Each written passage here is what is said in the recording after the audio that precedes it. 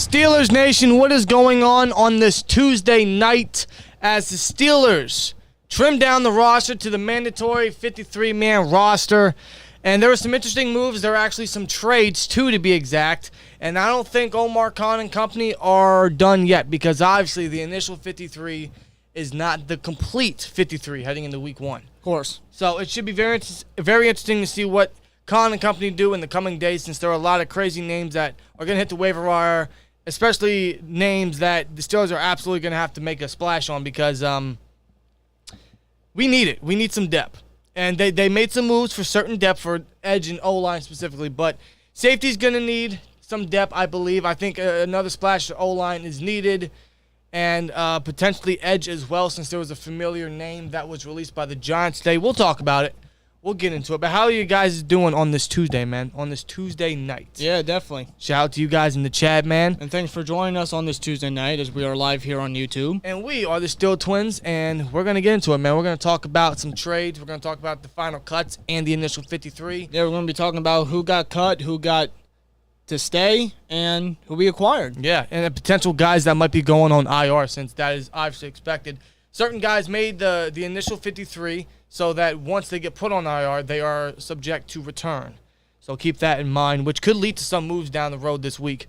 Hopefully that is the case. Pittsburgh Rick will already with a $2 super chat that says Malik Reed and Jesse Davis will be beasts. Pittsburgh Rick, man, I really hope you're right.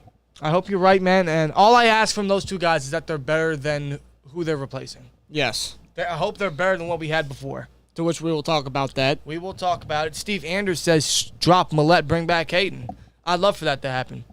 I'd love nothing more than Hayden to come back as a Steeler and retire as one. The only issue is, where do you play Hayden? Yeah, if Hayden's going to want to come back, he's going to want to start. Right. And honestly, he can't do that because we already have our starters lined up. Yes, we do. There's only one option if Hayden were to come back. He would have to play safety.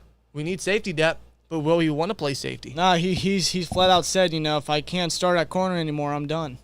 And I don't blame him.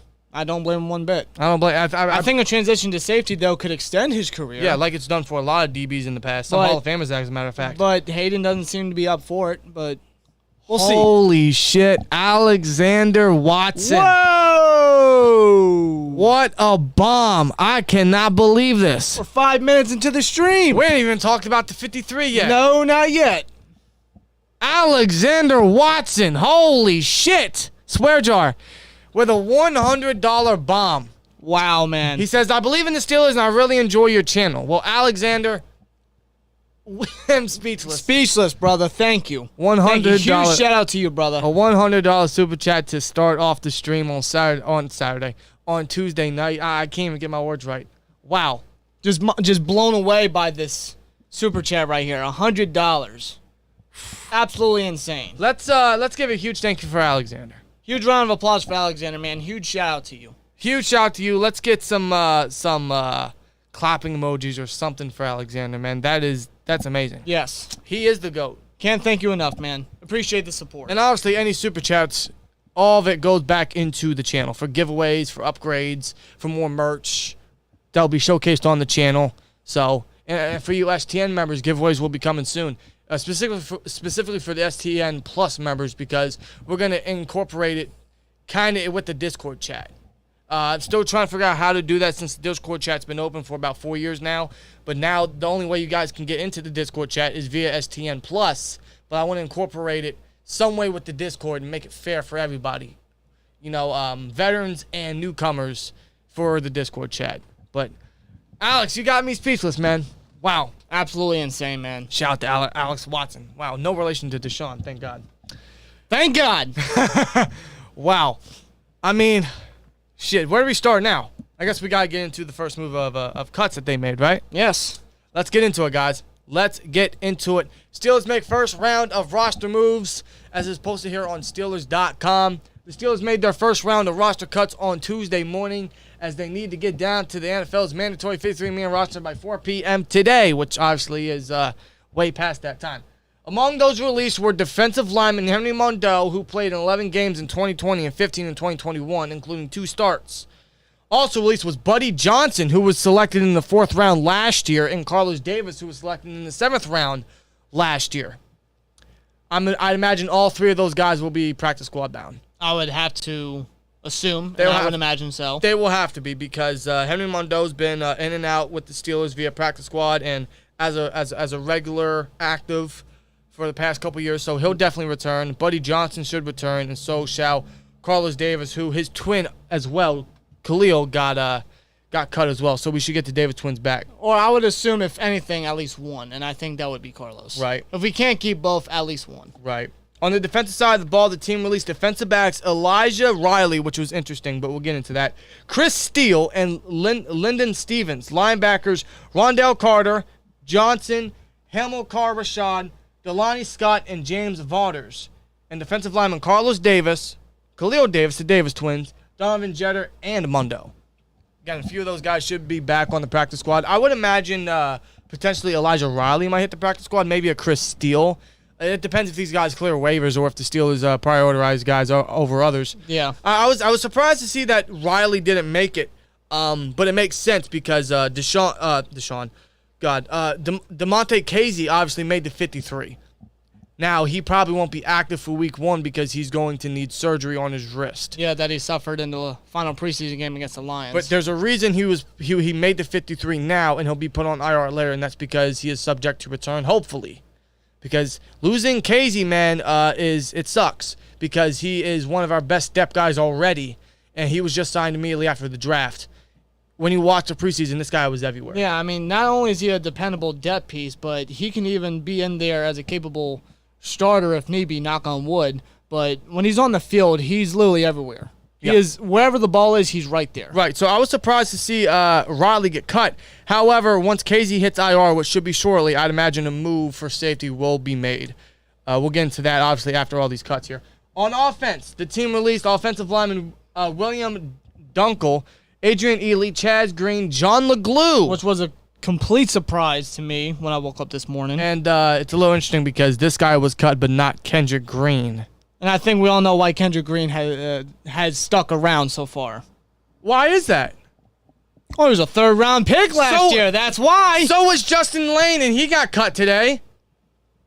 Well, Justin there's a difference, though. There's a difference. Alex Leatherwood got cut, and he was a first-round pick last year. Now, I know the Raiders have a new front office, but it's plain and simple. If you suck, you don't make the roster. But it's different with Justin Lane because he was a draft selection, 4 years ago, and he wasn't even able to start one game. I know, but... I mean, I'm not defending Kendrick Green. Listen, Kendrick Green has shown no reason why he should remain with the team. No. The reason why he was a the only reason why he's on the team is because he was a third-round pick last year. That is the only thing that has been able to keep him on this team. That's the only thing saving him, yeah. Which, honestly, it shouldn't. I don't agree with it. I don't. And Ryan McCollum. Running back Max Borghi, who I'd love to see back on the practice squad. Tight ends Kevin Rader and Jay Sternberger. Rader might be back on the practice squad. He's been in and out for the past couple years. And receivers Tyler Snead, who caught the game winner versus Jags. The Jags. Tyler Vaughns and Cody White. I know we're going to say this about a lot of these guys, and we could be very well wrong, but Tyler Vaughns is one of those guys that needs to make the practice squad. It depends if he clears waivers. I hope this isn't similar to a Quincy Roche last year where they cut him and hope they can stash him on the practice squad, but he won't clear waivers. Yeah, Tyler Vaughns throughout this preseason was one of the guys that, really stuck out when it came to the third stringers and the practice squad guys, especially when he was having that connection going with Kenny Pickett when Pickett was involved. Vaughns was making all sorts of plays. Yeah, so I pray Vaughns returns on the practice squad. Obviously, he just didn't make the roster because it's too deep. It's too deep, and we'll talk about that when we get to it. But the team has also waived / injured defensive back Carlins Platel. Yes. Now getting on to the trades and the final moves here, the final cuts that got them to the 53. The Steelers got down to the mandatory 53-man roster on Tuesday afternoon by making several moves, including 2 trades. The Steelers make a trade with the Denver Broncos for linebacker Malik Reed. The team also acquired offensive lineman Jesse Davis from the Minnesota Vikings. Now let's talk about Malik Reed first. We acquired him from the Denver Broncos by giving away a 2023 6th-round selection, and we got Malik Reed in exchange for it, as well as a 7th-round selection. I don't know what year. Last time I checked, they didn't really say what year for the 7th-round selection it was for, but regardless, we got a 7th-round pick back, and it cost us almost pennies to get a guy like Reed, who is, in my opinion, already better than what we had before. Edge depth was a necessity. It was so rough. It's been rough the last year, honestly. Yes. Once Gordon, not Gordon. Melvin Ingram. There's too many Melvins. Melvin Ingram, once he got traded, obviously we were struggling for depth. We cut Quincy Roche last year after the preseason, which was a mistake, and he got cut today by the Giants. I'd hope the Steelers make a claim for him just to stash him on the practice squad. I'd love to bring Quincy Roche back. Absolutely. I still think it was a mistake that we cut him. So it was just so idiotic last year, considering we drafted this guy and we had a 3rd-round grade on the guy in the 6th round. And we get rid of him because of what we had at the time in Ingram and Jameer Jones, only for them to not even remain with the team by the bye week last year. No. That's just horrible mismanagement right there. It was, but ultimately today we traded for edge depth, Malik Reed. And it's quality edge depth. Malik Reed's a guy that the Broncos called on when Bradley Chubb got hurt or when Von Miller got traded. And he was almost in every game started the last 2 years for the Broncos, which is a good thing because this guy shows that he's proven. He's a proven contributor. He's a veteran. He's still only 26 years old. Yeah. And for his size, he's not the biggest guy. He's only 6'2", about 235. But he plays much bigger and better than what his size indicates. Yes. So as a veteran piece, as a depth piece, as a primary edge backup role, I think this is a good fit for Reed. I think this is a very good trade. I like it. I like this addition. I think it's going to be a solid fit. So Malik Reed, welcome to the Pittsburgh Steelers. Can't wait to see you get rolling here. As for Jesse Davis, now this was someone I was not familiar with. Malik Reed, the name rung a bell. I'm not incredibly familiar with his on-field play, but I like the addition nonetheless. Jesse Davis is a little bit of a different story. I've never heard of this guy. I'm not even going to bullshit you guys. Yeah, neither did I. I had to look into him to see who he was, where he came from, what he was about. When we traded for him, we gave up a 2025 7th-round pick, so we basically got him for nothing. Yeah. Literally nothing. Legitimately nothing. And Jesse Davis, I mean, he's notably from the Miami Dolphins. He spent 6 years, I believe, with the Miami Dolphins. He has plenty of experience with the offensive line. And the thing about him is his versatility. He's incredibly versatile. He's played every single position on the offensive line except center and has had 72 career starts in any games he's played with the Miami Dolphins. So he has a lot of experience, a lot of versatility, which is incredibly key for the Steelers and their offensive linemen. And it's a plus when it comes to the offensive line depth. I'll say that. And the reason why this trade was made is because Joe Haig got cut, and he was... Well, not just Joe Haig. Trent Scott as well. Which means we only have 3 tackles on the roster, which is the starters, Dan Moore and Chuck Okorafor, and now Jesse Davis. Yes. Who isn't even a full-time tackle. So, now, if you ask me, when it comes to Jesse Davis, I've seen just a little bit of film on him. As a tackle, I'm not too keen on him as a tackle. I think he's a better guard. Not by much, but he's better as a guard. Right. But the guy has versatility, the guy has experience, and we did need to make a move on O-line depth, and I suppose I'll take it for now. I mean, we'll see how he is as our depth piece. You know, if his name were to be called, if something were to happen. Again, knock on wood, but I'll take it for now, and we'll see how he does in the black and gold. Again, like we said earlier with Malik Reed and Jesse Davis, we welcome these new additions. They're fresh faces, a lot of experience, a lot of dependability. And that's the thing that the Steelers always, look out for and want to try to obtain when it comes to depth. And because of that, they're both proven. So they're nice additions.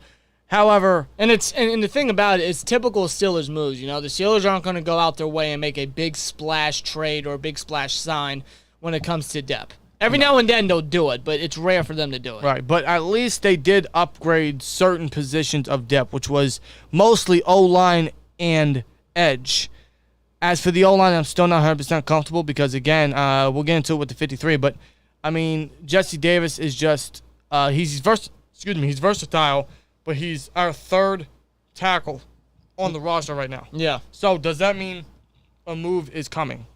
I would hope so. It could be coming. It could very well be coming, considering some of the guys that we have on the initial 53 right now could go to IR, and that could make some room for us to add more depth when it comes to line, maybe safety. Yeah. So we'll see. And there's a few comments here. Can we look at some tape on these guys? I'd love to show you guys tape. As a matter of fact, I really wanted to get some tape up here for the live stream. Unfortunately, we didn't have the time to do that, but possibly down the road we make a couple videos where we discuss it a little more, see a little bit more tape, and then possibly that's a video down the road for this week. And plus, any other additions we add, which I guarantee you there's going to be some. There has to be some. There better be some. He also adds, what are your thoughts on Leatherwood? Yeah, Alex Leatherwood was cut today, the former 17th overall pick last year. I would, if he clears, now keep in mind, any team that claims him, even if they cut him after like week 5 or something, right? Keep in mind, any team that claims him is going to have to pay him a guaranteed $6 million throughout the next 3 years, which is honestly a decent price if he's decent, even if he's just a depth piece, or even if he shows out a little bit, if he plays solid, which he still has the ability.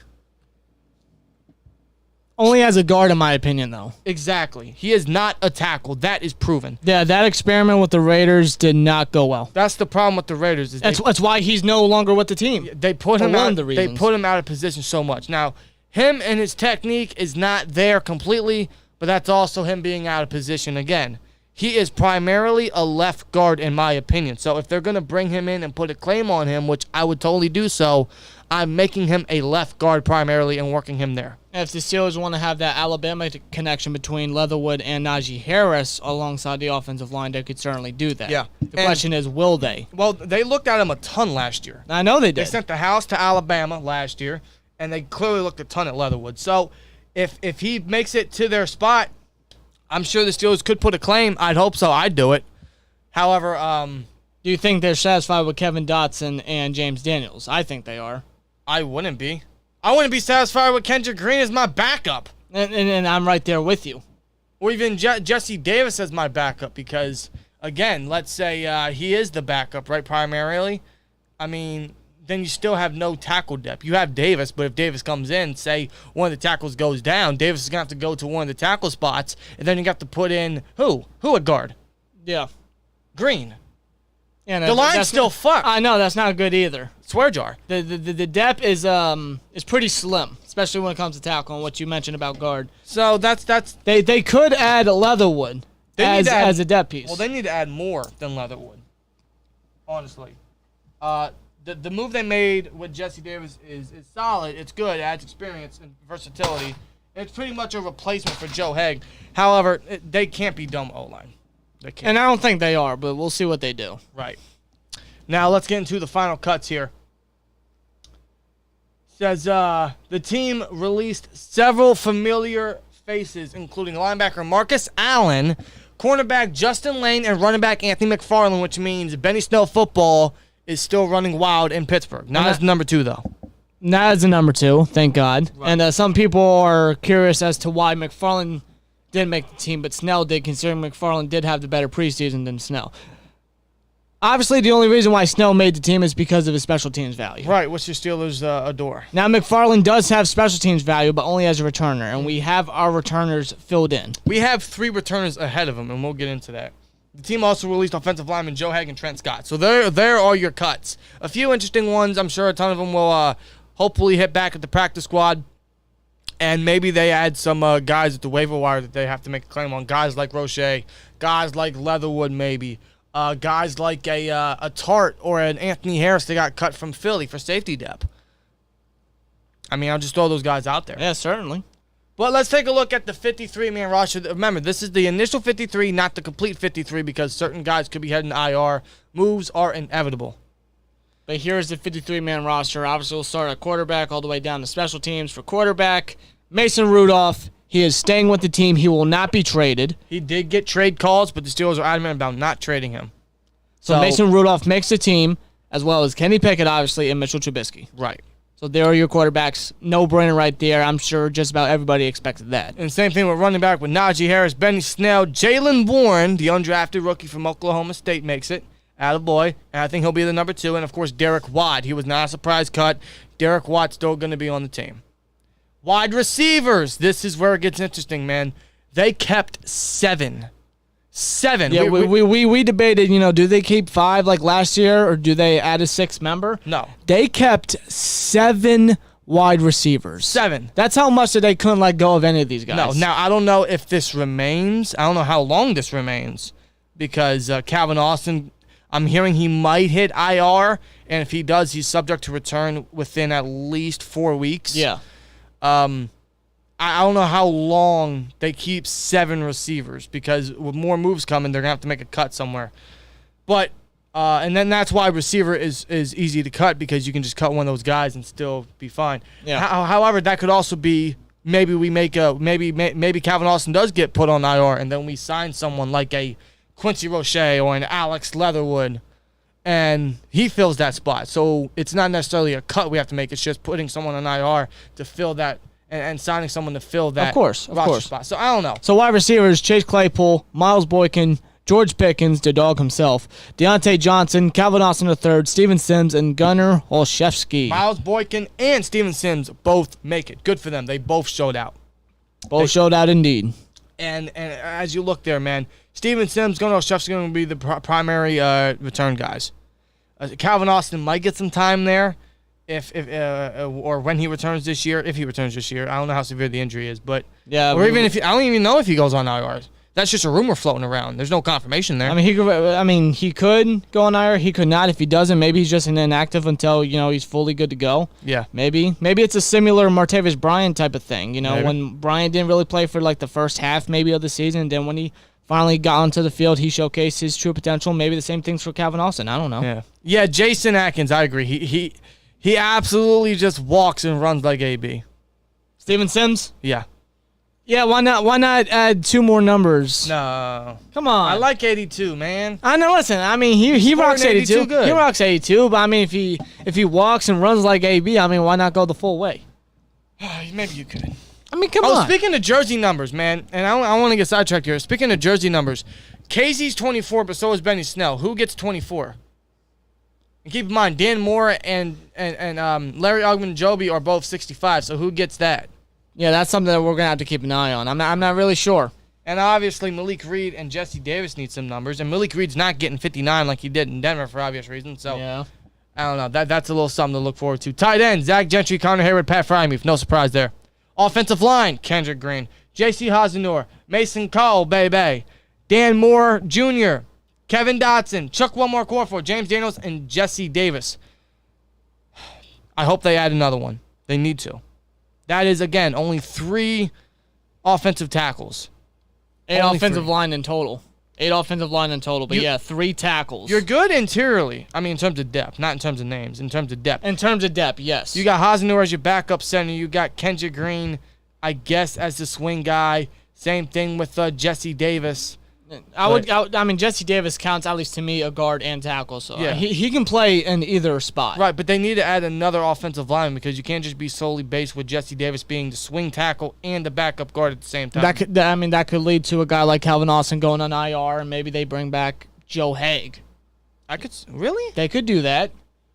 Just because he's familiar with the team and he was a swing guard last year, I suppose. Well, then why? It's not the best guy. Listen, it's not the best guy. I could see that, but why cut him?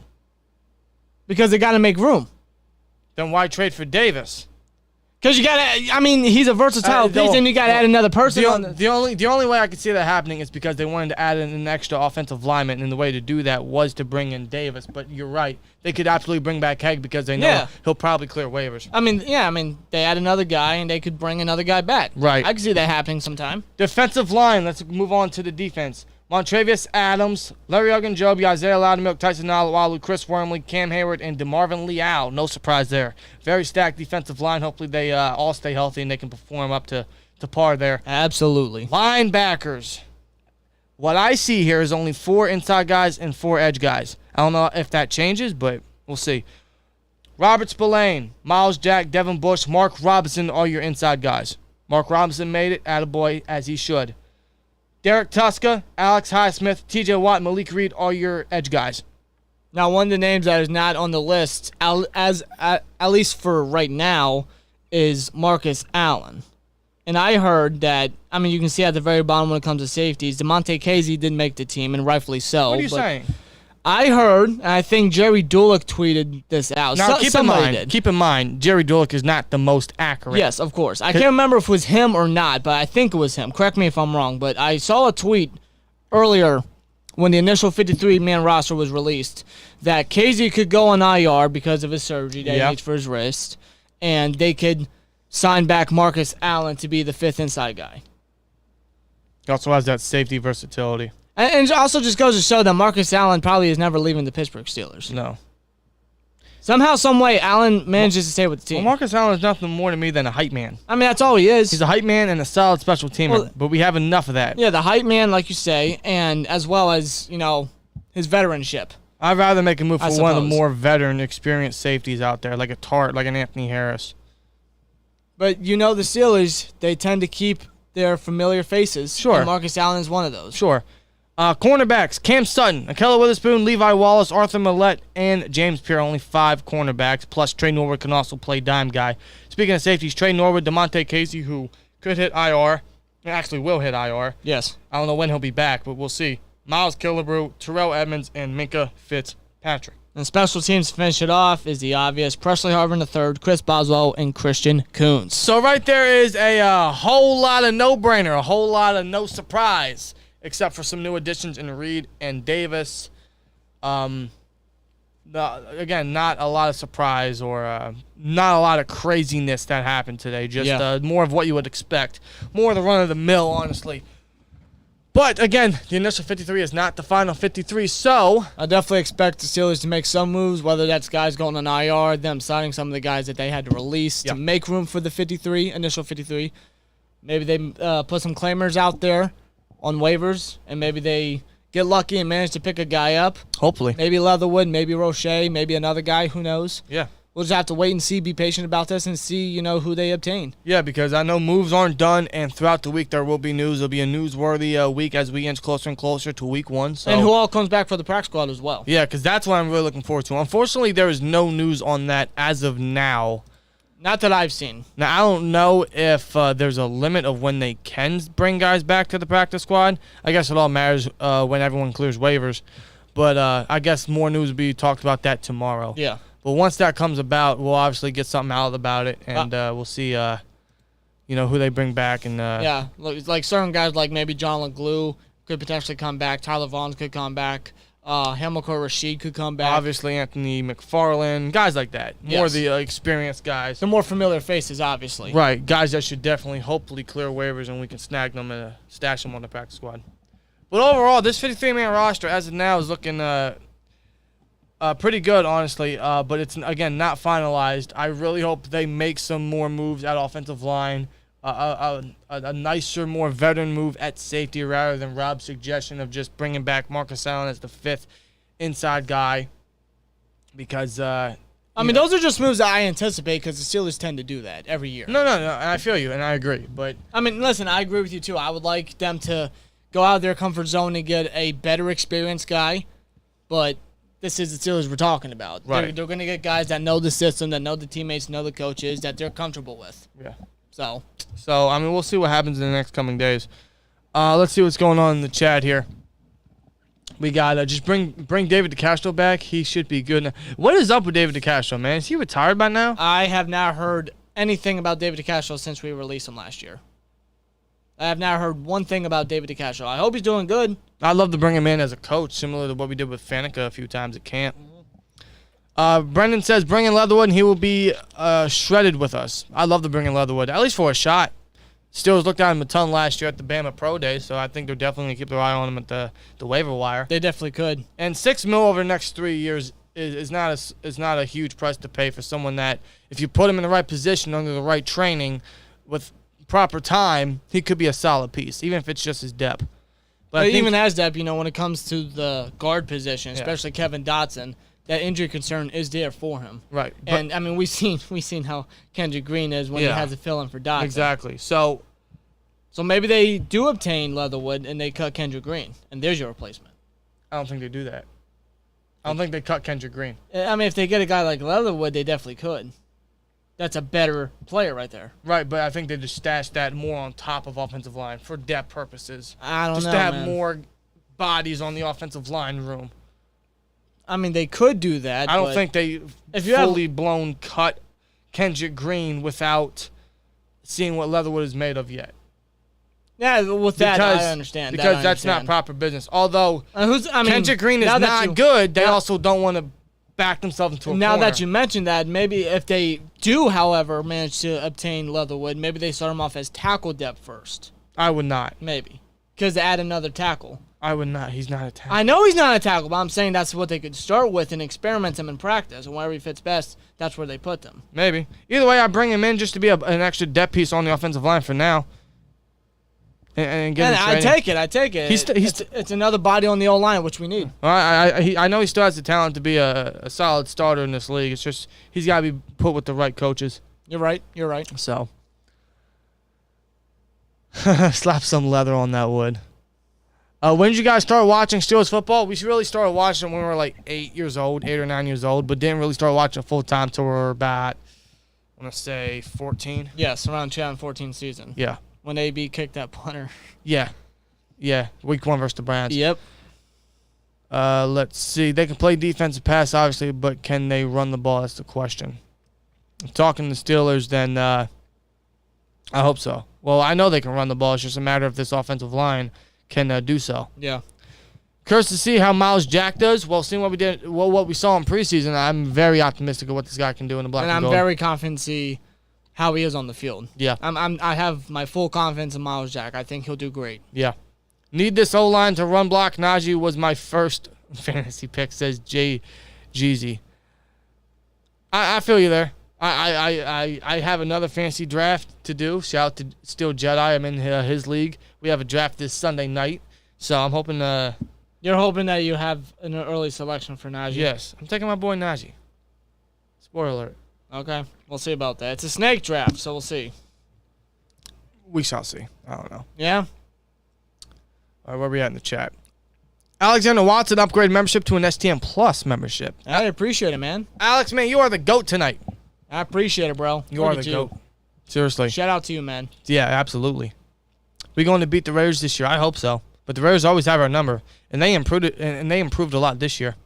They did. Yes, they did. I don't know about their head coach, but the team is ungodly. I don't want to say ungodly, but it's the best Raiders team I've seen in a while, on paper. There's going to be a fun matchup, though, come Christmas time, the holiday season. Yeah. Yep, Immaculate that's Reception. Christmas Eve. Immaculate Reception, man. What is it? Almost, how many years is that now? Since the Immaculate Reception? That would be 50 years. 50 fucking years. 50 years. It would be a day after the 50th year anniversary. Wow. That's incredible. You think we should have assigned Fear last year, guard or tackle? Yes. Yeah. I do. I would have made him the right tackle. I don't know why we started him over Dotson in that playoff game versus the Browns. He's not a guard. He's a tackle. He's a much better tackle than a guard, which is weird. Usually tackles are more prone to be better at the guard position, but Filer was much better as a tackle. Honestly, though, with the price he got, we weren't going to bring him back. No, I mean, dude, if he was offered that money, of course he's going to take it. And we obviously didn't have it at the time. And now he's protecting Justin Herbert and blocking for Austin Eckler, so good for him. Good for him. I'll never forget Terrell Pryor dashing to the end zone first play from scrimmage on us. Yeah, that's just the Raiders-Steelers rivalry, man. They've always had our number. Always, man. Always have, always will. Yeah, I hate to say it. Like every time we go up against them, it's something.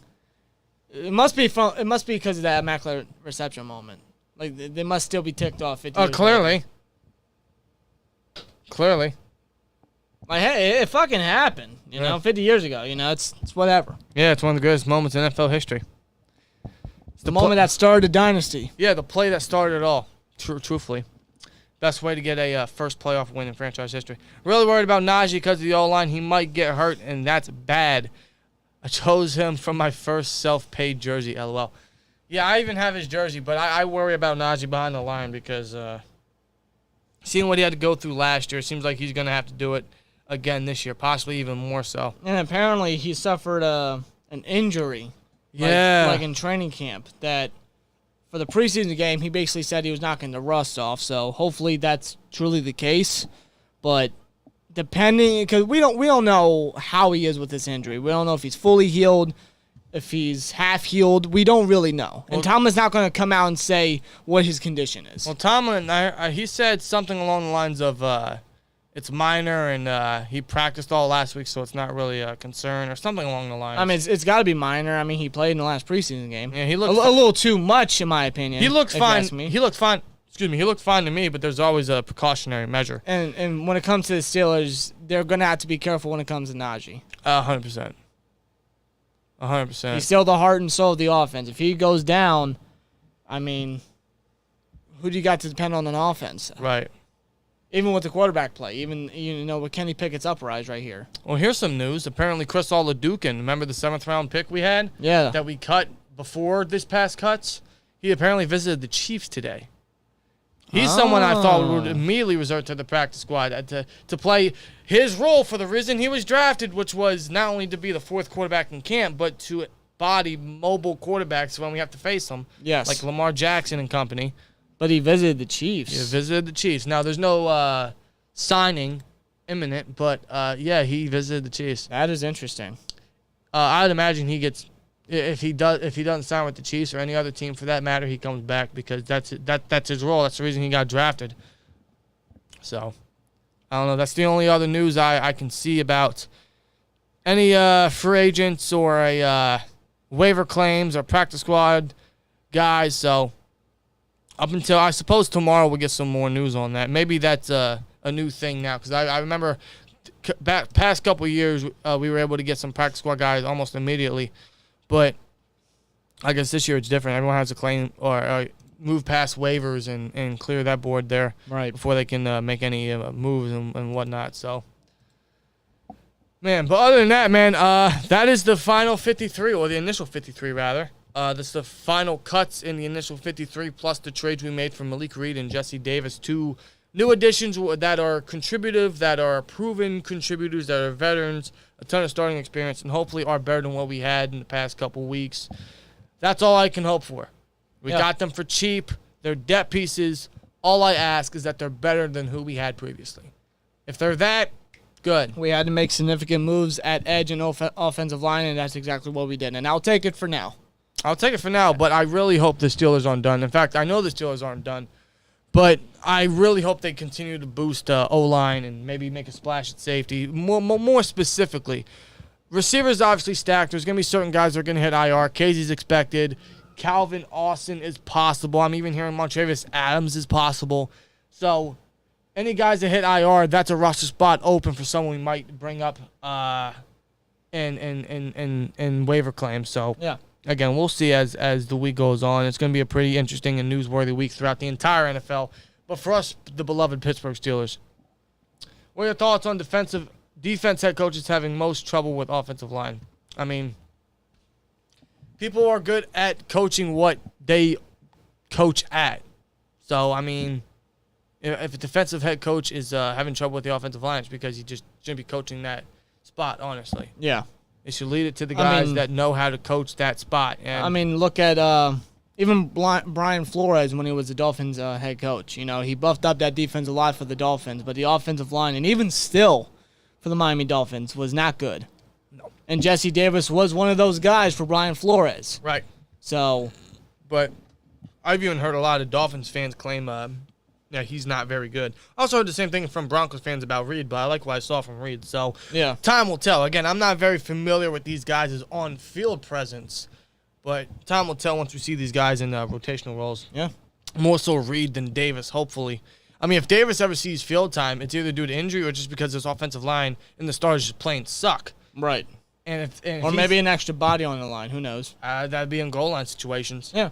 I don't know. We'll see. But I really hope they continue to boost on this line and definitely bring in a guy like Leatherwood or sign like an Eric Fisher I keep hearing people say. I don't know.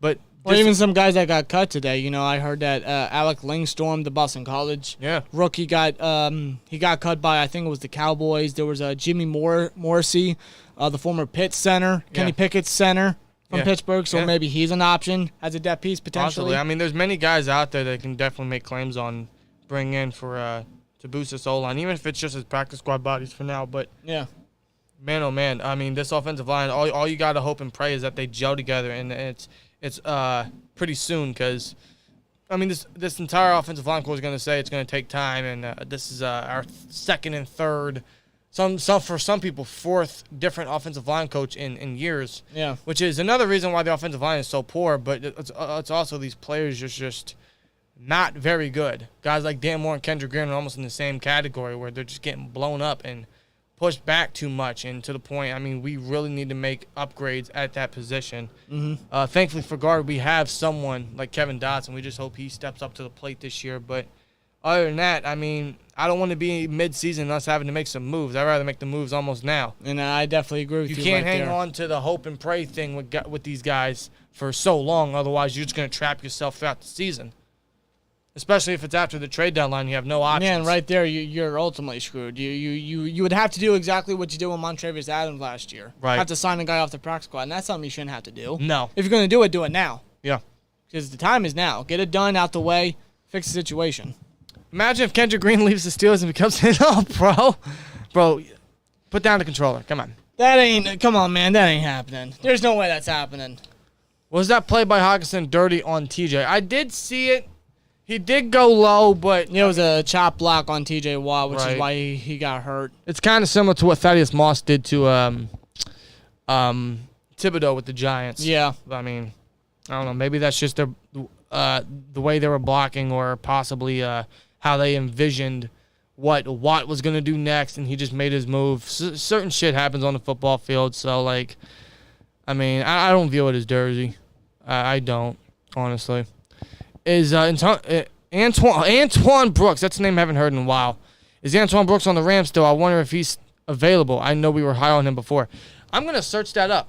That is a name I haven't heard in a while, man. Remember he was supposed to replace Mike Hilton? Super Bowl champion, Antoine Brooks.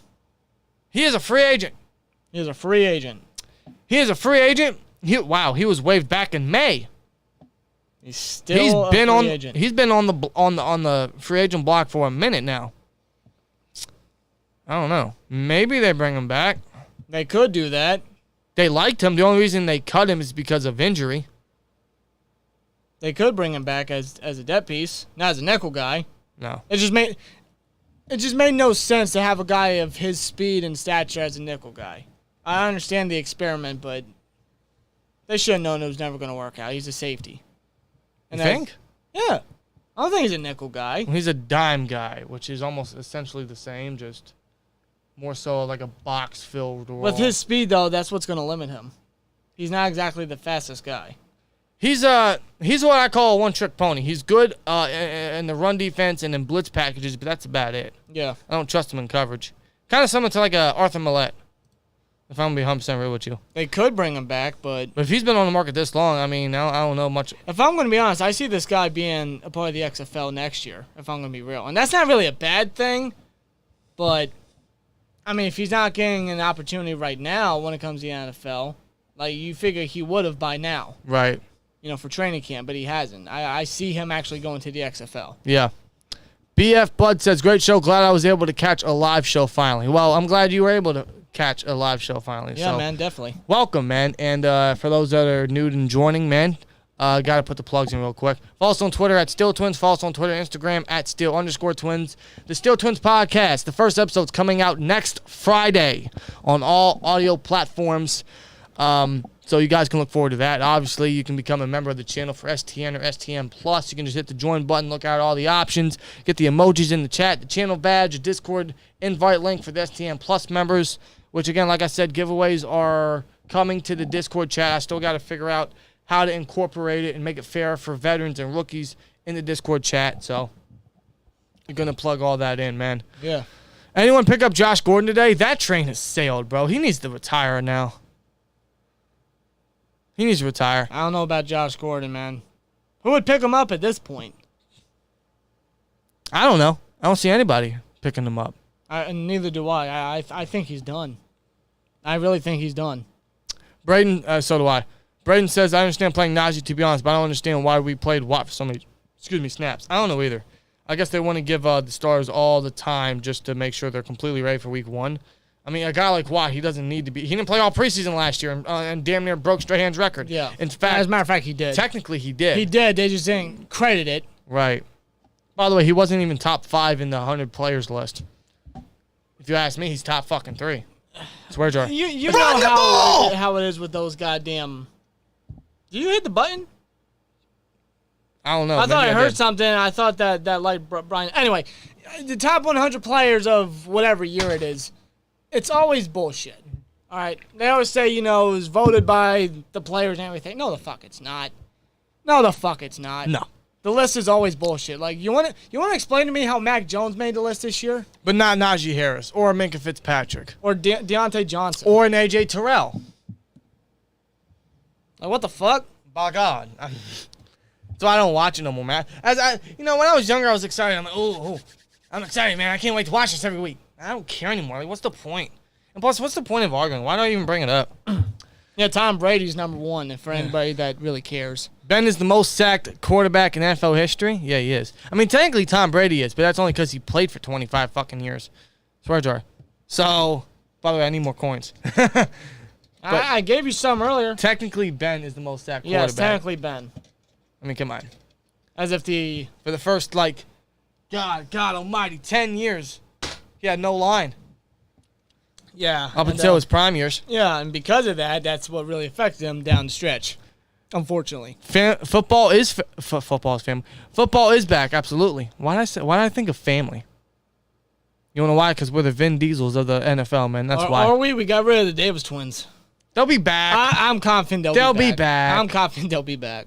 I feel kind of bad for Tyler Vaughn's dude balled out, but had to compete with a stacked wide receiver group. Yeah, I feel bad for him too, but hopefully he clears waivers and we can stash him on the practice squad. I sure as hell hope so. I think he has a shot possibly next year to make a spot if he remains with the team. I sure hope so. Or even if he has to be brought up as a game day active for a week or two due to injury. Right. Knock on wood, but we really love what we saw from Vaughn's, a lot of us. So. But yeah, the receiver group was just stacked, and sometimes that's the case, Yeah, you can still have a strong preseason and just can't make it because the other guys are there. And with the Steelers, that's very common. So, why don't the Steelers use a fullback? You think with the awful O-line, they would use any blocking help they can get. Yeah, you think that too.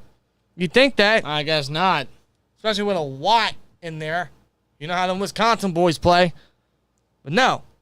No, you can be on special teams. That's it. We're confident. Matt Cannon is confident in the offensive line. Did you guys hear that? Yeah. Did you guys hear that? Yeah, Matt Canada said he's confident with his O-line. Are we doomed or what? We're doomed. If you're confident in that. If the offensive coordinator is confident in the offensive line, then I don't know. Then I think all hope is lost at that point. Right. And then listen, I know, okay? I know. We have to give it time. We have to wait for them to gel. This is their third, fourth, second, whatever, regardless of who you're talking about. This is their how many offensive linemen coach they've had in years, right? For the Steelers, this is their fourth since Munchak left. Fourth already. They're almost averaging a new O-line coach a year. It's not good for players' development. But how much longer can you go on with the let's give it time? And I know some of these guys are still young.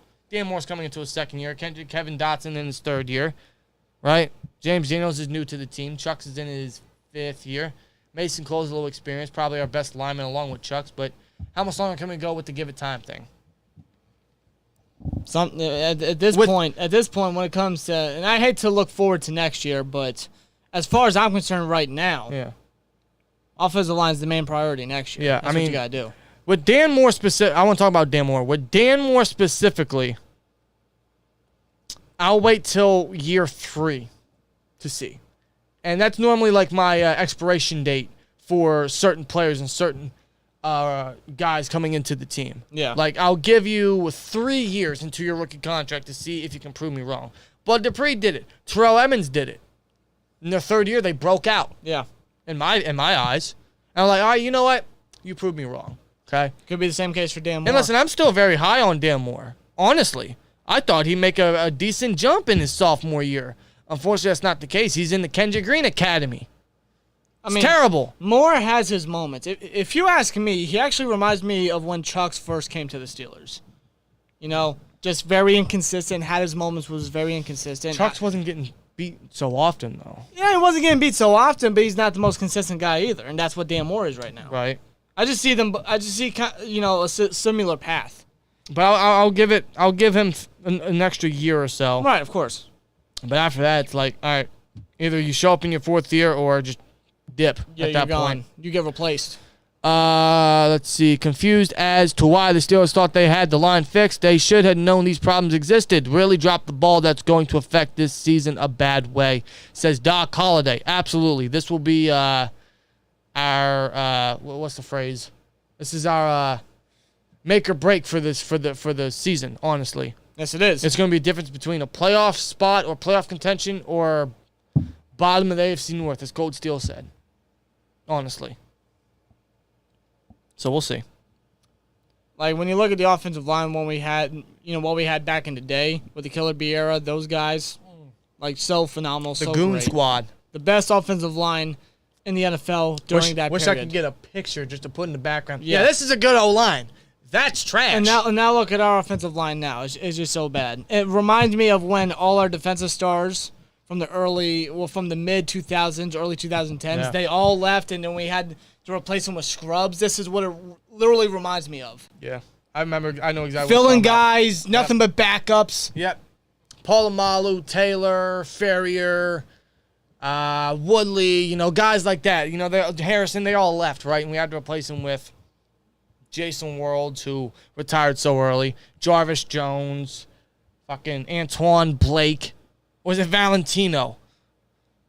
It was Antoine to me. Artie Burns. Remember Shamarko Thomas? Yeah, this is kind of what this is like. But, sometimes transitions aren't as soft as you thought they would, so this is what happens sometimes. Yeah, that's true. Jack Lambert, 5858, says, I'm not giving up on Moore. I think he sits a year and bulks up. I would fix a lot of his issues. Most of his issues is him using technique not suited for his size. And you make a good point right there. Could he sit? Let's say he does sit, which is honestly, I think that would do him wonders. It would do him wonders. Who fills in? Who fills in? I don't know. Who fills in at left tackle?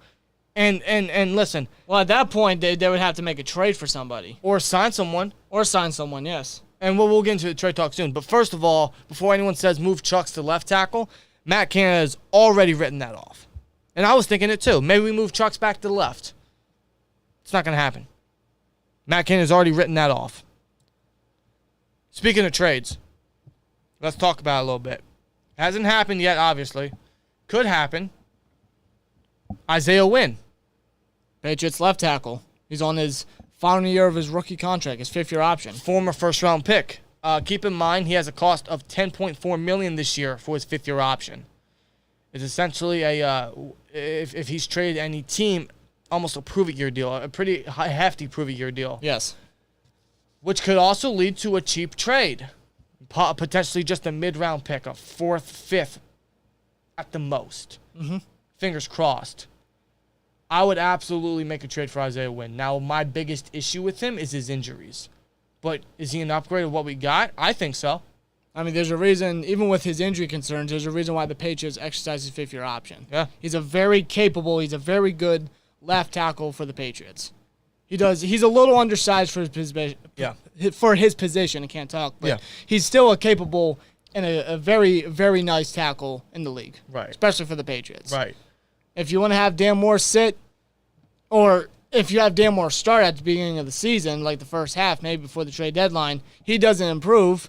Who says the Steelers don't continue to keep their eye on Isaiah Wynn? Yeah. And when they have to make that move, they can make the move throughout the middle of the season. Right, because obviously the trade deadline is until, week 8? Week 8, week 9, something like that. So it's something to potentially keep an eye on throughout the first half of the season. So maybe not immediately now or within this week as more moves will be made, but potentially down the road throughout the season. Like, all right, Dan Moore's not cutting it right now. He's obviously not ready. We should already know that, but, we're stubborn. So we're going to sit you now and trade for Wynn before the trade deadline and start him, and then we'll see what we got. But keep in mind, again, he has a $10.4 million cap hit this year. So a little hefty for someone that's going to be in someone that you're going to have to assign next year. However, you could get him cheap in terms of trading for him. Yeah. I don't know. I'm just going to toss it out there because outside of Wynn and maybe an Eric Fisher in free agency, I don't know who we could fill in the left tackle. So if Moore does sit, we need someone to fill in. And that's not going to be a Jesse Davis. No. Chuck's not being moved to left tackle. Nope. We're going to have to sell what we got. That's not a good thing. No. And that's the Steelers' fault. That is the Steelers' fault. They neglected the position for other positions. Yeah. Come on. The offensive line was clearly the worst position on the team. Yeah. There were other bad positions like defensive line and linebacker, but the offensive line was the worst. Yeah. You had guys, veterans, leaders that left, that retired, that had to be released. Yep. And you literally just have guys filling in. Not even replacing, they're filling in. Yep. Even James Daniels, Mason Cole, we'll see how they do. We'll see if they get better from their preseason performances. I hope to God they do better. Right. But there's even still, glaring holes on the offensive line. One name I keep seeing tossed around is Wyatt Davis. Wyatt Davis. Remember him? Yes, I do remember him. He rings a bell. Actually, if I'm correct, if my memory is correct, he was picked right before we drafted Kendrick Green. If you want to, search it up Was quick. he cut today? Search it up quick. Wyatt Davis. There was another guy I was looking at throughout the draft process. Or is he being up for trade? I know they cut Chaz Surratt, Yes. which doesn't come as a surprise to me. I think Wyatt Davis did get cut. I think so. Really? He was a third rounder. Okay, so what's the excuse for Green? If they can cut this guy who was a third last year, what's the excuse for Green? That's a hell of a point right there, Dan. Fucking hell. Swear jar. Why? Because there's a new scenery in Minnesota with a new head coach, Kevin O'Connell. Really? Huh? He was cut? Really? Yeah. Hold on. Who's their O-lineman? I don't know, dude. I really don't know. They released Wyatt Davis. They trade away Jesse Davis. Yeah, they got rid of two guards right there. Do I like Ed Ingram a lot? I know they traded him, and I loved Ed Ingram coming out of LSU. I don't know what they do with offensive line. Interesting. I don't know what they do with offensive line. Really? Wyatt Davis got cut? Put a claim on him. Why the hell not? I liked Wyatt Davis coming out of college. I was keeping my eye a lot on him during the draft process last year. Is there any Vikings fans in the chat? Because obviously I didn't really follow Wyatt Davis, but how's Wyatt Davis doing? Oh, I see a comment from here. Skull Purple Podcast says, Davis was really bad at tackle and still below average at guard, but better at guard than tackle. Yeah, that's what I thought. I don't know why they tried him at tackle. Yeah, I always thought he was a guard in my opinion. He's possibly someone we could put a claim on to put on the practice squad for now. Former high draft pick from Ohio State. You know they love their Ohio State Buckeyes. They could do it. I would have to believe that they put the guys that they have to put on for IR for now and boost up the offensive line. Yeah. Again, another name out there. I didn't even know he got cut. What's your honest opinion on Pickens? Says Broncos fan. Pickens is going to be a dog. He already if he isn't is. If he, yeah, exactly. Pickens is going to be nice. He's going to be good. I seen a tweet that said, is Pickens' only highlights on Twitter the fact that he pushes cornerbacks to the ground and run blocking? I'm like, no, that's not his only fucking highlight. It's just a bonus on what he's going to be for this team. They clearly didn't see the freaking videos of him making catches in training camp and preseason. Even that catch on Mitch's 2-minute offense where he gave us only touchdown back on Sunday. Pickens, if not already, he's a dog. Right. He's going to be great. No doubt about it. He's going to bring prestige back to number 14. He's going to be nice. He's definitely going to be nice. Dan Moore is ready. He dominated Myles Garrett. You're neglecting big game player. Yeah, I mean, yeah. He did good against Myles Garrett, but that's my point. He's inconsistent. Yeah. That's the thing with Dan Moore. He has flashes. Don't get me wrong, and I still like Dan Moore. But I see the inconsistency in him. Yeah. It's up to him and the offensive line coach, Pat Meyer, to fix that. Yeah. They have to fix it. Let's see. Omar Khan is not done yet. I sure hope not. And I totally believe that. As much as I love Muth, we probably should have taken Creed Humphrey, says the Pat. Yeah, I agree. I agree. Listen, we all love Muth. Yeah. But Creed was the more ideal selection. Yeah. But you know what? I one up that. I don't know how you can up one up Creed Humphrey. You'll add a suggestion. A suggestion. Instead of drafting Kendrick Green, you could have drafted Quinn Miners out of the University of Wisconsin-Whitewater. The only reason why they didn't was because he didn't play that previous college season, and Colbert made it known he wanted guys that played via the COVID year. Even if it was just shut down midway. That's stupid. And I remember That's stupid. I remember the draft process. They were so in love with Quinn Miners. I loved Quinn Miners, bro. I remember what's his name? Our former O-line coach, Adrian Clem. Yes, Adrian Clem. He himself ran drills with him at the pro day. I'm like, how you not take him?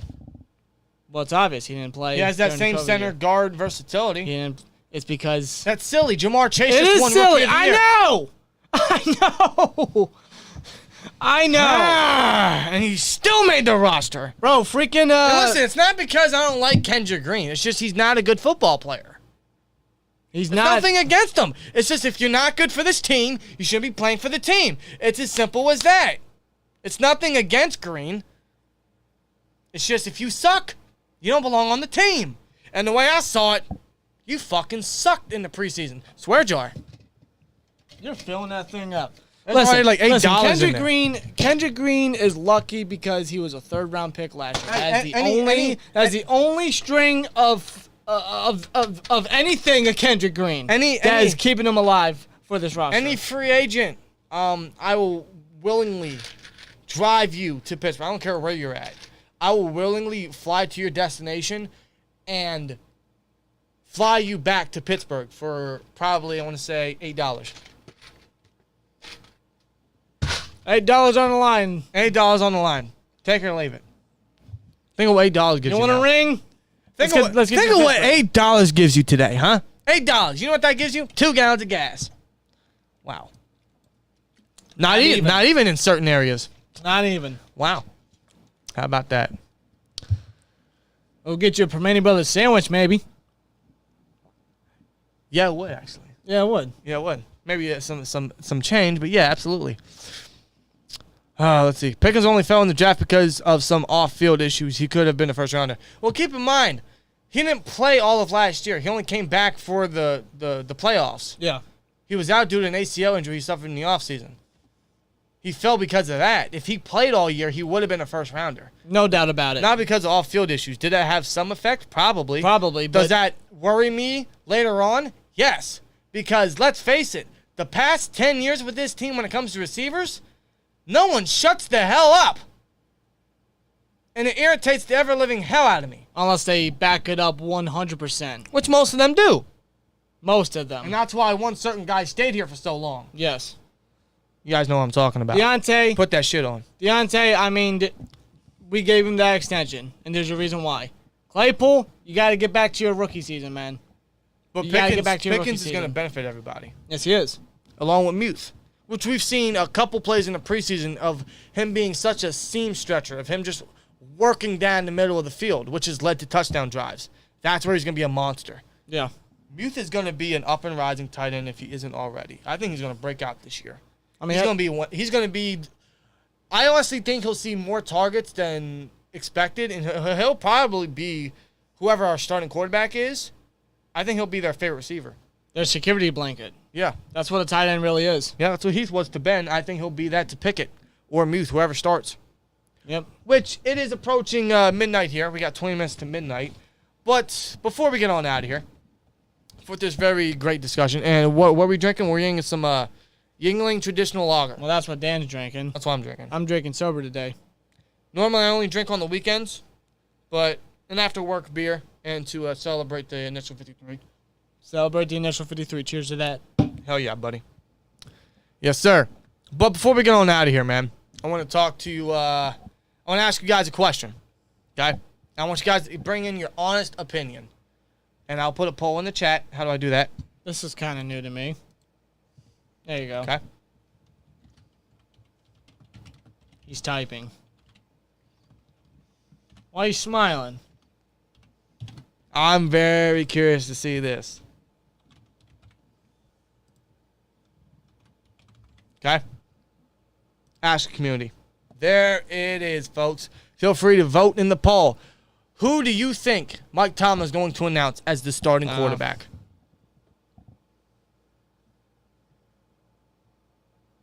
It's going to be a hell of a discussion. 14 votes in already. Mitch is running away with it with 79%. 79% Mr. Trubisky. I'll give you my personal guess, and Rob will give you his personal guess, and I personally think the writing's been on the wall for a long time, and we've been saying it since draft time, honestly. Pickett has absolutely blown away our expectations already as a rookie. He's looked very well. I'd honestly say he was the best-looking quarterback all preseason. Unfortunately, I do not think that makes him the starter. I think Mitch Trubisky is going to be the Week 1 starter. How long he's the starter, I have no idea.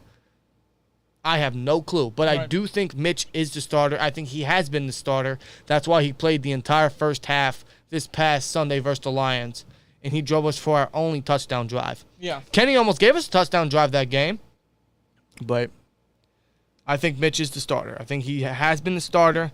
It's just Tomlin's not going to say anything yet, obviously. He's playing with it. There's a reason why Mitch was brought into the team. And Tomlin even flat out said it. It's Mitch's job to lose. Mm-hmm.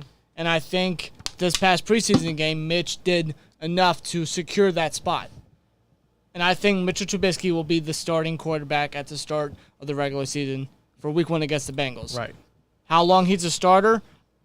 I don't think he remains a starter long. I think Kenny's itching closer and closer to potentially replacing him. I give it maybe a month. Right. Maybe it could last longer than a month. I don't know. And maybe, I think it really depends on how Trubisky plays and how he controls this offense. It could be that. It could be due to how we're playing throughout the year. It could be depending on how the season goes is when Pickett comes in, if he is not the starter. I would not make Kenny the starter if I were to make the decision. Reason being is because he is your long-term solution, your long-term replacement, your new long-term franchise, ideally. That's why you draft him in the first round. Yes. There is no rush to put him in now while this offensive line is at the worst it's been in a while. Possibly worse than last year already. There is no rush. Wait till this offensive line shows some sort of decency, and then you can put Pickett in. And if you think about it, it's a better transition to go from Trubisky, the struggling veteran, to the new upcoming rookie in Kenny Pickett than going to Kenny Pickett first, who could struggle early on for a rookie, and then have to back battle to the veteran that you brought in. And then you go back to Kenny and back and forth. Like at this point, you're doing a Carolina Panthers from last year. Or you're doing the Miami Dolphins. Yes. And that's something that you don't want to do. No. There's a reason why you brought in Mitch, and there's a reason why you drafted Kenny. Exactly. So you're going to let each of them have to do what they have to do. Trubisky's going to start. I believe that. However he starts is however he starts. Right. And when the Steelers are comfortable whenever the Steelers are comfortable getting Pickett involved with the first-team offense, that's when Pickett is going to take over. Right. And it's mostly due to his development, which, again, he's already exceeded some expectations. But I'm also not trying to get him killed out there, okay? He's, again, the long-term solution. Now, I'm not saying get Mitch killed out there or even get Mason killed out there. I don't want that to happen, clearly. But if he's the long-term solution, I'm not risking anything yet until the all-line shows some sort of prominence. And like Rob said, to his great point, you don't want to go from Kenny to Mitch and back and forth. I'd rather go from Mitch to Kenny. Yes. At least I know. That's the better story. That's the better transition. Because at least I know when Kenny's in there by, let's say, for example, week 6, week 7, whatever, whenever he comes in for Mitch, which I think we can anticipate at some point this year. Right. Because I don't think he's just going to completely redshirt. I don't think that's going to happen. Yeah. After draft time, I did, but I don't think it's going to happen now. Kenny's been too good in preseason for him to sit all rookie year. Yeah. At some point when he comes in for Mitch this year, I do think the offense will be so rejuvenized and more driven. I do think Mitch is going to bring something different to the offense we haven't had in a while. But once Kenny comes in, it's going to run a lot better. I have that feeling. Yes. But let's run with Mitch for a couple weeks and see what he's got until, we see how Mitch is doing, and then you can toss in Kenny. I think that is the proper way to go. Yes. There's no need to rush Kenny. There's no need to start Kenny right away. There's a reason why you drafted him. Yep. And that's not to start him out of the gate. That's why you brought in Mitch. Absolutely. Mitch is the bridge to Kenny. And he more likely understands that that's his role. Yes. Just like Jimmy Garoppolo last year understood that after this season, it's Trey Lance's time. Right. Certain players have roles, especially quarterbacks.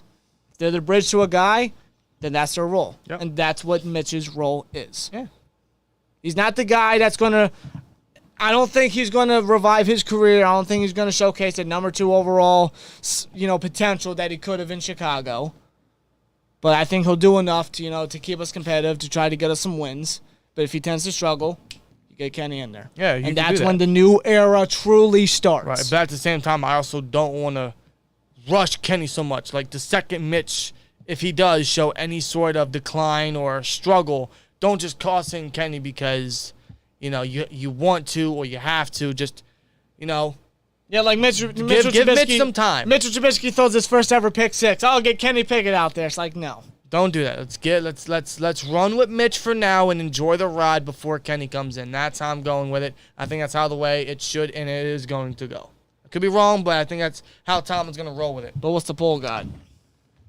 59 votes, 73% goes to Mitch Trubisky. All right. Nathan Zook with a $4.99 super chat says the problem is with Kenny is he is already 25 or soon to be. I want Mitch to start, but I think Pickett will come in at some point in the season. I agree, Nathan. Yes. Nathan, I absolutely agree. And I think it could be sooner than we anticipate. It could be. I don't think Trubisky keeps that role for long. No. Because that window for Mitch is definitely closing, but very slowly. Now, let me ask you a question for the future. What do you do with Mitch? Is he your backup next year? Because obviously Kenny's going to be the full-time starter by next year. Yes. I would anticipate. I'd hope so. Because he's 25 years old. You're still not going to bench him. But let's say Mitch does show something decent. Is he the backup like he was for Buffalo last year, or do you trade him if he shows out decently? I think it would really depend on how the regular season goes. Yeah. Not just this year, but maybe next year. Maybe that's too early of a question. It could be too early of a question. Because honestly, that's a question where the answer is going to be very hypothetical. Thinking rather than seeing anything. Right. You got to wait to see the action before actually making the answer. So, my fault for asking that question, but I think in general it's just really going to have to see how the entire, NFL pans out. Yeah. On how Mitch does and how every other team does, and if a team's calling. That's something that we're going to have to wait for. Yeah. Let's see what the poll thinks, man. 61 votes. It's still Mitch. Let's see. Their play was so close. Why not just go with Pickett? Because of what we said. I think the story there, or just from what we've seen with the struggling vet and then the rookie coming in and the offense is just revamped or revitalized and it shows more life and it's more energetic, more than with the struggling vet. I'm not saying Mitch is going to be struggling, but just based on what history is, it's possible. Obviously, I love for Mitch to come out and do very good. But at the same time, I don't want to sit Kenny too long. Because you can tell this guy's just ready to go. Yeah. But we're not ready to toss him out there. And there's no need to, like we stated. Yeah. Mitch would have had to be real bad to lose that job. Yeah, which he wasn't very bad in the preseason. Wasn't. Even in the last game versus Lions, I wasn't putting the blame. I wasn't putting all the blame on Mitch. He made a few mistakes, a few bad throws. He also threw a few nice bombs. Yeah, and the play calling and the O-line obviously did him no favors. Yeah, it was a slow start altogether for the offense, not just for Mitch. The offensive line, they gave up 2 sacks on the opening drive. Why don't the Steelers just run no huddle all the time? Why don't they run offense all the time? They so should, right? Because that's when it's like last year when they did no huddle. Like that's what gets them going. Obviously, there's certain games where you want to go methodical and keep certain players off the field, right? That's how you beat teams like the Chiefs or even the Bucs, right? You keep Brady and Mahomes and them off the field, right? Tire the defense out. But we don't have that ability. No, we don't. We don't have the line to do that. So just go 2-minute offense all the time. Why the hell not, right? Honestly. Give it a shot. Who has looked better, Kenny or Willis? Kenny. Definitely Kenny. Willis looked solid, I would say, for a rookie, and threw a nice few passes. He ran the ball more times than he probably should, rather than throwing to guys that were open. But, as time comes, maybe he'll adapt to that. He could. And I'll give Willis this. He threw some nice zips, some nice passes, and he's extremely mobile. He showcased that a lot. Yep. But I just think that Pickett showcased a little bit more as a potential franchise quarterback. I don't think Willis is there yet. Yeah. Trubisky will start till he runs out of gas or starts to make garbage plays. Yeah, it's pretty much how history goes. If our O-line was good, maybe even decent, Kenny might be starting, but we can't risk starting him now at the current state of the line. I agree completely. Yep. Mitch has been the starter since they got him. That said, Kenny surprised the shit out of me in preseason. He really did, and I think our quarterback room is good shape. Yeah, it's in very good shape. I trust all the guys, actually. Yeah. Even Mason. Even Mason. In fact, this is another good discussion, man. It's another good question. Let's say Kenny isn't the number 2. Is he, or number 1? Is he number 2 or is he number 3? Do you have someone like Mason as a number 3? Do you make Kenny the game day inactive? Do you push him all the way down to the bottom of the depth chart? Let's say Mitch does. Hey, let's say Mitch does, starts to struggle. Do they toss in Mason? I wouldn't think so. But I also don't see Mason being the number 3. They were very adamant of not trading him. He's an insurance, which could make him the number 3. But I don't know. You know what I'm saying? Like, so we've had him for a couple years now. That's a good discussion you're bringing up. Like, and just based on, history, the rookie is typically the number 3 for now. Like, yes. like what we did with Ben. Ben wasn't supposed to start his rookie year. Kara said in his book. Yes. But he did, and obviously the rest is history. But could Kenny be the number 3 and Mason actually is the number 2? Maybe all this Kenny coming in for Mitch talk is nonsense, and maybe Mason's the number 2. Yeah, that's something that we're all anticipating, but maybe the Steelers want to remain patient on this Kenny Pickett train. Right. On this hype train. Maybe they want to be patient with his development, even with him, showcasing a lot in preseason and training camp. Maybe they want to develop him more, have him learn more, which that's fine in itself as well. Yeah. And Mason's making, what, $5 million this year or something like that? 5 or 3. I forget. Let me search it. Or was it 3? I believe it's 3. I was miscorrected last time. I had my information wrong with 5, but it might just be 3. Let me get a quick. Would you have that as in every game inactive? A guy making $3 million? $3 to $5 million? His cap hits $4 million. $4 million. He's making at least $3 million this year. Okay, but even then, with him even a backup making that much, do you just have that money literally sit on the bench, like as an inactive? I mean, I don't know if they do.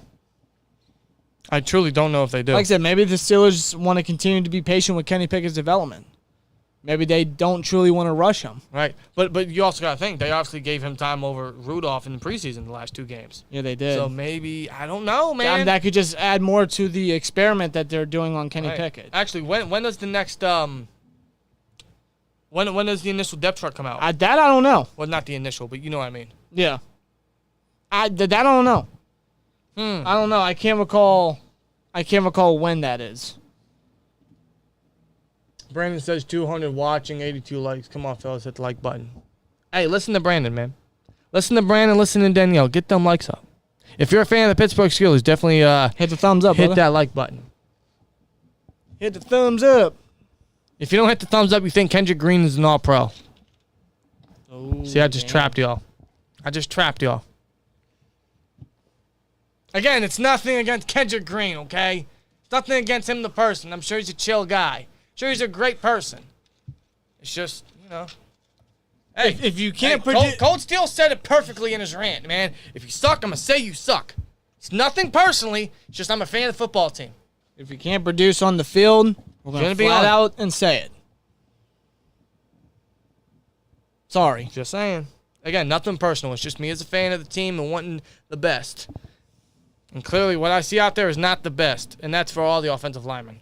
They know that. What we're saying right here is because we represent, we want people on the field that can represent this logo to the best of their ability. Yeah. Yeah, Brandon, I agree to that. Only because if you were seeing his Twitter this past afternoon, yeah, I mean. Who's Twitter? Kendrick Green's. I'm not going to talk about it, but pretty much. I only saw, a thank you, Lord. And then there were people saying you should thank the Lord because he's the only reason why you made this roster, and then he went on some bullshit. It's like, I don't know. Players like that need to just grow up. They need to get out of... Or just don't respond. Stay off Twitter. It's as simple as that. Don't reply. Keep the phone down. Stay off Twitter for the day, and you're good. If you can't handle it, don't say nothing. That's why I don't understand players like that. They gotta respond to critics. It's like, dude, Like do it on the field. Don't do it with how many characters? And listen, no hate on Deontay, but sometimes Deontay does that shit too. No, I don't like players like that, man. Like, dude, just you don't.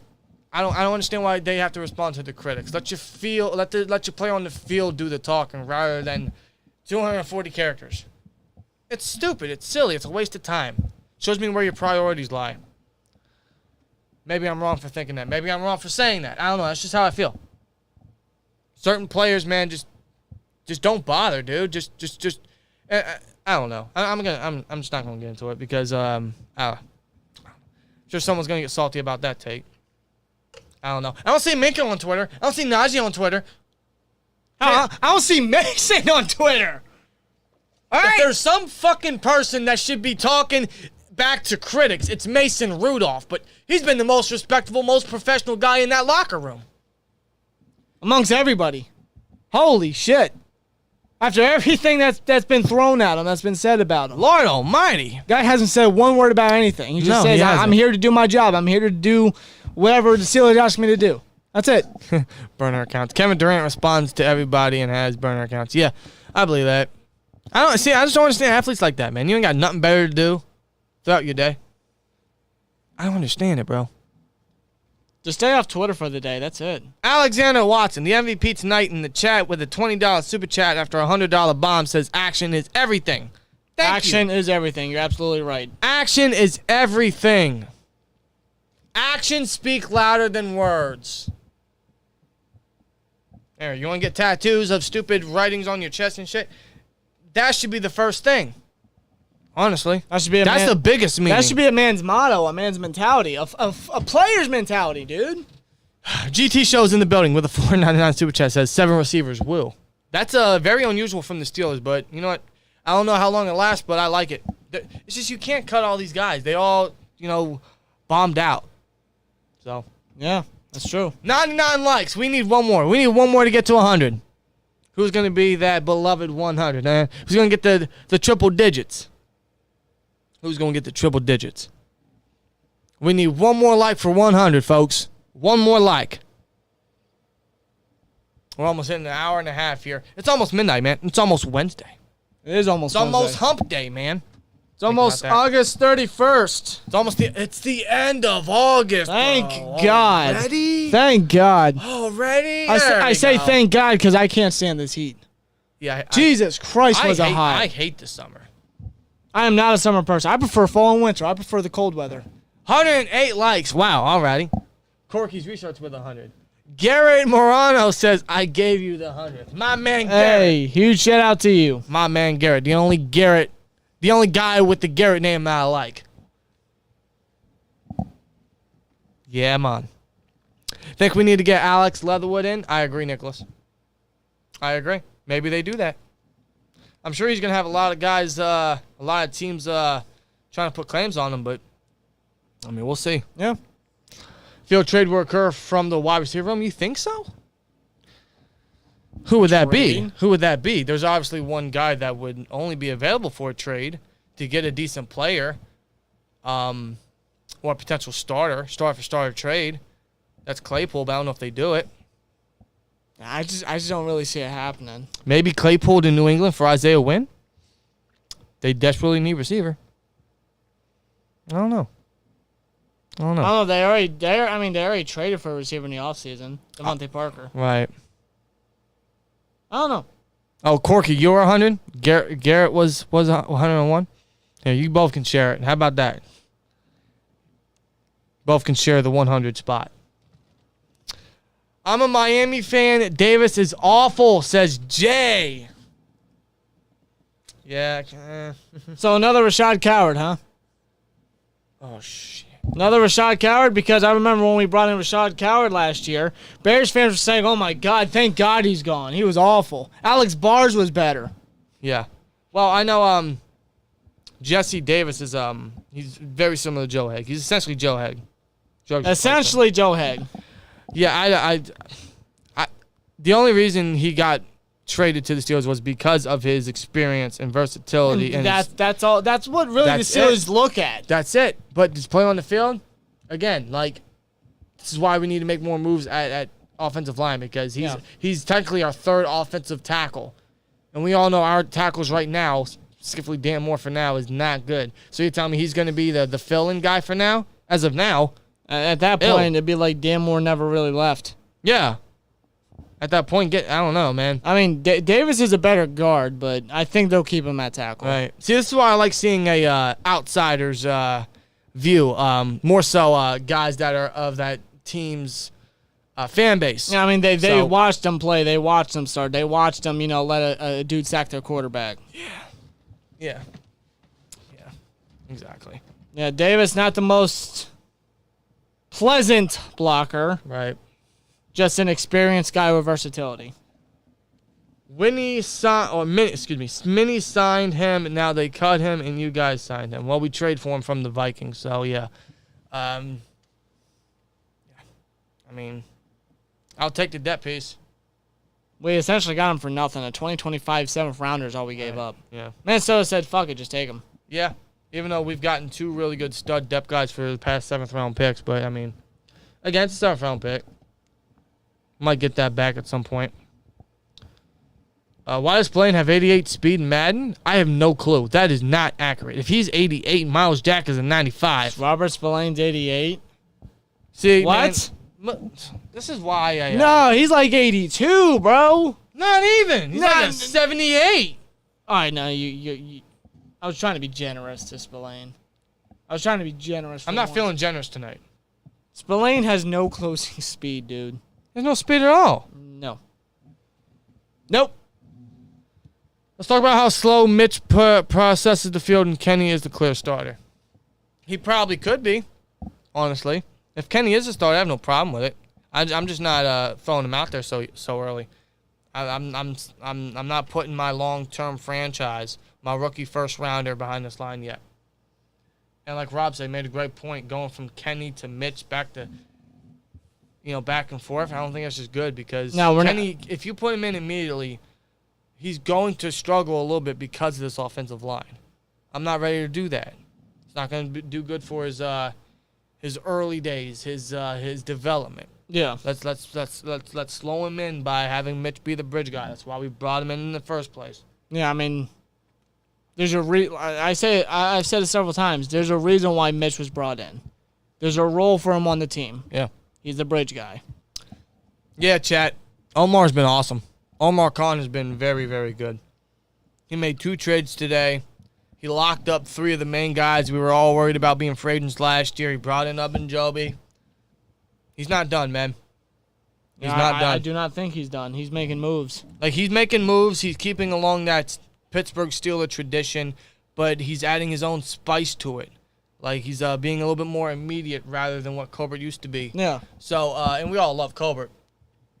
But I'm loving what Omar's doing so far. And, he's just getting started. Yes, he is. Just getting started, man. O-line will get Kenny killed. Yeah, that's my fear. That is my fear, man. So I'm not inserting him so early. I think he's going to be running regardless. Right. But Mitch was the starter the first day they signed him, says Stan. I agree. They obviously just weren't going to say that so soon. They're not going to outwardly admit that. Tomlin's having fun with this. He's like, he said earlier in his press conference, like, who says who says that the discussion, the position's already not settled? Who says whoever the starters isn't already settled? It's just, I'm not going to give you no announcements yet. No. There's no point. No point yet. Both Dan Moore and Larry O are 65. Who changes? Should be Dan Moore. He deserves that. Larry O deserves 65 over Dan Moore. Give Dan Moore, what's available? 68. Is that available? Should be. I don't know. 68, 67. 67's available, right? Yeah, 67's available. Yeah. Give him, I don't know, anything, man. Who's going to have to buy that jersey? Give it to Joby. Give it to Joby. Same with KZ and Snell. Who's buying that jersey number? Joby's worn that number his entire NFL career. Give it to him. Give it to him. I would. Let me ask you, who wears 24? Casey or Snell? That's what I said. Snell and Casey are going to have to buy, but, Well, Casey would have to buy it off Snell because Snell had it first. And same thing for Ogunjobi to Dan Moore. Casey can switch to... Well, Marcus Allen's got cut. 27. 23, maybe. Why the fuck not? Too soon. No. Too soon. No. Too soon. Nah. Too soon. Nah. Too soon, man. Nah, well, come on. We got to move on sometime. Too soon, man. Too soon. Sorry, bad enough they gave Kobe Hamilton 83 after 1 year. Let's be a little slow on these. I mean, Kendrick Green's wearing 53. KZ ain't slow like down. a Kobe Hamilton prospect. Right. All right. Like you gotta ease some of us fans into switching these jersey numbers. Okay, I know you can't retire or unofficially retire every single number, but just ease it in a bit. Okay, we've seen Patsy with 53 for 10 years. Now you want to give it to some third round scrub. Yeah. So why can't KZ have 23? KZ ain't no scrub. Because Hayden was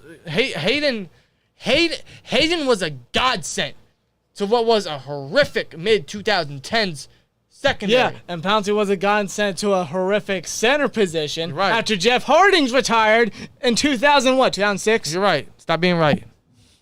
Stop being For right. a decade! Stop being right. Alexander Watson with another $20 super chat. Holy hell, He Alex. just keeps bringing it in, man. The offensive line has been young, and they need the vet knowledge no matter what. Yeah.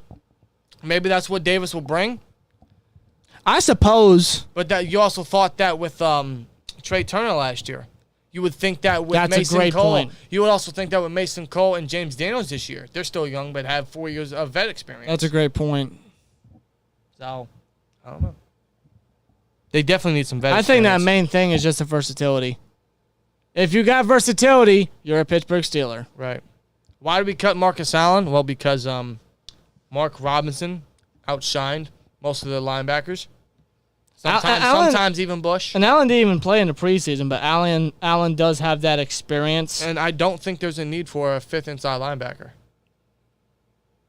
And we have all the special teams ability we need. It's not like he's going to be missed. I agree, but I see the Steelers bringing him back when KZ goes on IR. When that is, it could be tomorrow.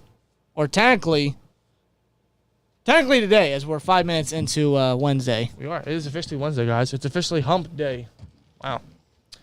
Alex Roberto says we need O-line. Maybe we should get that former first rounder, Alex Leatherwood. He got cut today, yeah. He did get cut. I'd absolutely make a claim at him. He's got a clear. So I don't know where we're at in the waiver wire, but hopefully we can put a claim on him. And the Raiders tried to trade him to literally every team. Yeah, Les. Rob said that earlier. He said Dulac says Marcus Allen comes back after KZ on the IR. Yeah, that's the plan. Right. Again, Dulac's not the most reliable, but I believe that part. I don't know how long that lasts, but because Casey's going to, fingers crossed, come back at some point. Who gets cut for a spot? Hey, you cut Marcus Allen. Could do that. Cut Marcus Allen. Could do that. Simple as that. Could do that. Allen's just here for filler. Right. They kept Marcus Allen. I wonder if they would have cut Robinson. If they did that, that would have sent Steelers Nation into a spiral. Steelers Twitter would have gone berserk. Freaking berserk. Yeah. They shouldn't do that. Do not cut Mark Robinson. He is They ain't doing another mistake like that. Yeah, we have a gem in Robinson at some point. Danielle says she is heading out. Well, Danielle, thanks for joining us tonight, and have a great night. Have a good night, Danielle. Davis says we are 20th in the waiver wire. That's a long spot. Yes, it is. Which honestly doesn't surprise me, but I don't know. Maybe he gets there. I hope we put a claim on a couple guys because we definitely need to boost some spots or just fill in for the practice squad. Yeah. So it would have been another Roche, probably worse this time. It would have been worse. I really like Roche. I'm still upset that they cut him. Hopefully they put a claim on him. He got cut by the Giants today. Bring him back, even if it's just as a practice squad body. Right. But Mark Robinson, if you cut him, that's a big mistake. Big mistake. Mm-hmm. We brought in from Denver a defensive end. Yeah, that is Malik Reed, he'll be a outside linebacker and edge depth. The edge depth that we desperately needed. Right. Other than that, man, it is almost 10 past midnight here in the East Coast, bro. Still 160 of you guys in here, but we've been streaming for about an hour and 40, talking about the 53 and just having a couple chats with you guys, man. But I think we're going to call it a night, man. Still got to get a shower. I'm tired. Got to do some stupid class at work tomorrow. You ain't the only one. I know you're not. And it's I just hate it. I don't understand why, but you know, gotta get it done. Gotta get it done, man. You know, it is what it is. So gotta do what we gotta do. You just hit the camera. I did hit the camera. That's my fault. But anyway, guys, we are going to get on out of here. Hope you guys have a great rest of your night and a great rest of your week. Omar Khan and company are not done. The initial 53 is not the complete 53 heading into week 1. More moves will be made. Certain guys will go on IR. More guys will be added. It should be interesting to see who gets added when and where. Not throughout the entire NFL, but mostly for our beloved Pittsburgh Steelers. Do we continue to add on the O-line? Do we grab another safety? Do we bring back Marcus Allen? Do we put in a claim for Roche? We shall see. Yes, we shall see. Do we make another trade? Does Khan get busy on the phone once again? We shall see. But only thing I do know is that more moves are coming, and it's going to be very newsworthy as we inch closer and closer to Week 1 versus the Cincinnati Bengals. And we cannot wait. Other than that, guys, we're going to get on out of here. Appreciate every single one of you guys for tuning in tonight on this Tuesday night, early Monday morning. And you guys have a great rest of your night, great rest of your week. Monday morning. Tuesday morning, Tuesday night, Wednesday morning. Yes. Shut up. We're exhausted. This is why twins are a thing, because if it wasn't for him, God, that would have been a weird finish. Yeah, that would have been. You're welcome, by the way. You are very welcome. Yeah, thank you. Thank you. Anyway, we're going to get on out of here. You guys have a great rest of your night. We'll see you in the next one. Like, comment, subscribe, and we'll see you later. Peace!